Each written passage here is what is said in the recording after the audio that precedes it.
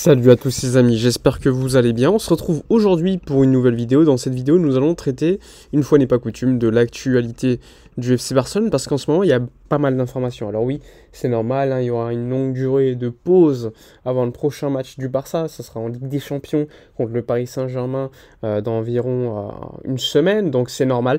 En attendant, beaucoup de rumeurs, beaucoup d'informations qui sortent. Donc on va revenir sur celle-ci de manière générale. Alors c'est parti, on va débuter notamment par le dossier Mikayil Faye, le joueur sénégalais du FC Barcelone qui joue avec le Barça Athletic, c'est-à-dire l'équipe réserve de l'équipe professionnelle. Pour rappel, hein, il est arrivé en provenance de Croatie pour environ 5 millions d'euros bonus inclus. Donc à l'époque, le Barça faisait un véritable pari sur un jeune qui n'avait jamais joué au haut niveau. Hein. Il faut rappeler que c'était un joueur qui est certes considéré par des scouts très élevé en termes de potentiel, mais qui n'avait pas joué dans un grand club, hein, évidemment. Donc c'est un petit pari, et le pari est en train de fonctionner, puisque, comme vous le savez, quelques mois après son arrivée, alors qu'il n'a jamais joué en professionnel avec le Barça, eh bien, il a été notamment convoqué avec la sélection sénégalaise, et il a même marqué un but sur sa première sélection. Il a également continué à montrer son haut niveau avec l'équipe réserve, et en ce moment il marque beaucoup, hein. Je crois qu'il a marqué 5 buts sur les 7 derniers matchs qu'il a participé, donc c'est pour vous dire qu'il est quand même assez efficace pour un joueur qui joue en défense centrale quand même, c'est important. Et surtout, eh bien, dès le mois de janvier, tu avais des clubs qui étaient prêts à permettre au Barça de faire une plus-value du double par rapport au prix investi. Lens, l'OGC Nice avait déjà proposé environ 10 millions d'euros pour le joueur sénégalais dès le mercato d'hiver, c'est pour vous dire qu'ils étaient assez rapides. Et maintenant, ce qu'on sait, c'est que énormément de clubs le suivent. La Juve, le City Group avec Gérone évidemment qui sert de passerelle pour le City Group, la Juve comme je vous ai dit, il y a également Manchester United qui est un club qui est très intéressé par le joueur. Beaucoup de médias anglais évoquent l'intérêt de United pour le joueur sénégalais. Il faut également rappeler que son prix n'a pas été fixé, mais que le Barça le considère très très élevé, ce qui est légitime, même s'il n'a jamais joué avec l'équipe première du Barça. C'est quand même assez surprenant de voir la valeur que ce joueur est en train de prendre alors qu'il n'a jamais joué avec le Barça. Évidemment, il est attendu que lors des prochaines semaines, il participe enfin avec l'équipe première. Il faut se rappeler que le Barça avait fait un pari sur Koubarsi lorsqu'il y avait eu des blessés, ce qui était légitime et les performances le démontrent, mais ça ne veut pas dire qu'il n'y a pas de pari pour Mikayil Faye non plus. Il faut rappeler que c'est un joueur qui est venu d'un système différent, qui s'est évidemment adapté peu à peu à Barcelone, et c'est en train de fonctionner pour lui. Donc c'est plutôt positif. Le club va miser sur lui probablement, et franchement je ne le vois pas partir, sachant que lui veut rester, mais il veut quand même qu'il y ait quand même des chances, des opportunités en équipe première, ce qui est légitime. Si le Barça considère qu'il a besoin d'argent, etc., je n'exclus pas non plus qu'il soit sacrifié malheureusement, même si pour moi ça serait une erreur. C'est un joueur qui peut avoir une très grande valeur aujourd'hui. On parle parfois de 25-30 millions d'euros, même si pour moi ça serait assez utopique pour un joueur qui a jamais joué au Barça pour l'instant et qui partirait quasiment du quintuple du prix qu'il a coûté alors qu'il n'a jamais joué. Ça serait absolument dingue. Mais vu la valeur que prend Mikayil Faye en ce moment, alors qu'il n'a jamais joué en équipe première, franchement, on serait bien inspiré de lui garder. Ça pourrait être très intéressant. Par exemple, plutôt que de garder un Eric Garcia qui a fait son temps à Barcelone, qui n'a pas fonctionné au top niveau, plutôt que de garder l'anglais, etc., qui va revenir de près aussi, bah, miser sur Mikayil Faye pour être un central, pour remplacer théoriquement Inigo Martinez, ce serait un bon choix selon moi.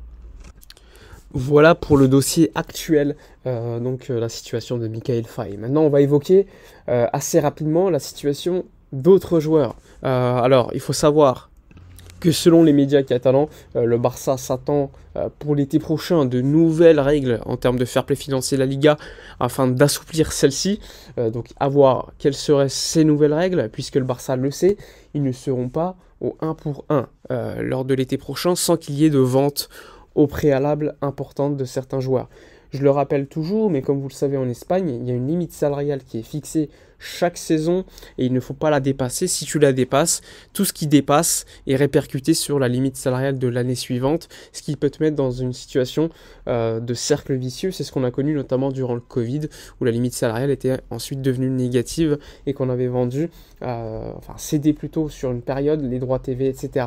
Une partie des droits TV. Donc il ne faudrait pas se retrouver dans une situation similaire. C'est pour cela qu'il faut absolument vendre avant le 30 juin, afin de diminuer au maximum possible la différence entre limite salariale et masse salariale. En tout cas, le Barça considère qu'il est fort probable que le budget soit respecté en termes économiques cette saison et donc qu'il y a des bénéfices, ce qui est plutôt positif, à voir si ce sera le cas selon les résultats en Ligue des Champions. Mais d'autre côté, tu dois diminuer cette fameuse différence entre la limite salariale et masse salariale, sinon elle se répercute sur la saison prochaine et ça devient compliqué. Et pour cela, il faut régler une bonne fois pour toutes le fameux dossier Barça Studios qui n'a toujours pas été réglé et pour pouvoir le régler potentiellement, des joueurs pourraient être sacrifiés, ce qui pour moi serait, encore une fois, malheureux. Alors, on parle beaucoup de certains joueurs, mais pour l'instant, aucun ne veut partir. En ce moment, on entend beaucoup parler de Rafinha, dont la valeur augmente à chaque fois, parce qu'il est plutôt bon, on va pas se mentir, Koundé également, etc. Il y a beaucoup de joueurs qui ont une certaine valeur. Il faudra voir également Todibo, parce que lui, il peut ramener de l'argent, Mika Marmol, joueur de Las Palmas, mais qui appartient à 50% à Barcelone, et encore pas mal de joueurs qui pourrait nous intéresser, Serginho Dest, Clément Langlais, Eric Garcia, etc. Mais bon, pour cela, il faut tout faire avant le 30 juin, et avant le 30 juin, ça me semble très compliqué, sachant que tu as l'Euro en plus, et que les clubs, généralement, recrutent plutôt en juillet, août. Donc, tout cela, ça te met quand même dans une situation assez compliquée, et si tu ne règles pas ça, eh bien, tu vas continuer encore, pendant quelques temps, à avoir ce fameux problème de la limite salariale, masse salariale. C'est pour ça que c'est très important de régler cette saison, ce problème une bonne fois pour toutes, parce que le Barça a certes réussi à diminuer ses dépenses, ce qui est positif, mais ses revenus ont diminué également parce qu'on a joué à Montjuic. Donc ça s'est un petit peu équilibré. On n'a pas eu besoin de vendre des droits TV, etc., afin d'avoir un budget à respecter et être en bénéfice, mais de l'autre côté, il faut quand même continuer à diminuer cette masse salariale, limite salariale, différence qui est importante. Encore aujourd'hui, hein, je le rappelle, on était à 200 millions d'euros environ de limite salariale, alors que la masse salariale est quasiment de 500 millions d'euros, plus 300, pour vous dire que ça peut se répercuter, c'est moins 300 sur la saison prochaine, ce qui peut te mettre dans une situation très compliquée. Donc ce problème est vraiment à régler, et pour cela il faut vendre des joueurs avec des amortissements très bas, avec une plus-value comptable intéressante, très élevée, et régler Barça Studios une bonne fois pour toutes, afin d'être tranquille. Voilà globalement hein, sur les informations que j'estime les plus intéressantes. Si vous voulez des informations sur le match PSG-Barça, les absences, De Jong sera présent, Christensen également, etc. J'en ai parlé lors de la vidéo d'hier, donc je vous invite à aller la voir. J'ai parlé également de Erling Haaland qui intéresse beaucoup Barcelone pour 2025-2026. Donc je vous invite à aller voir la vidéo d'hier.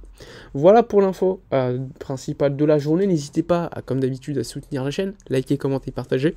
Je vous dis à la prochaine et d'ici là, comme d'habitude, portez-vous bien.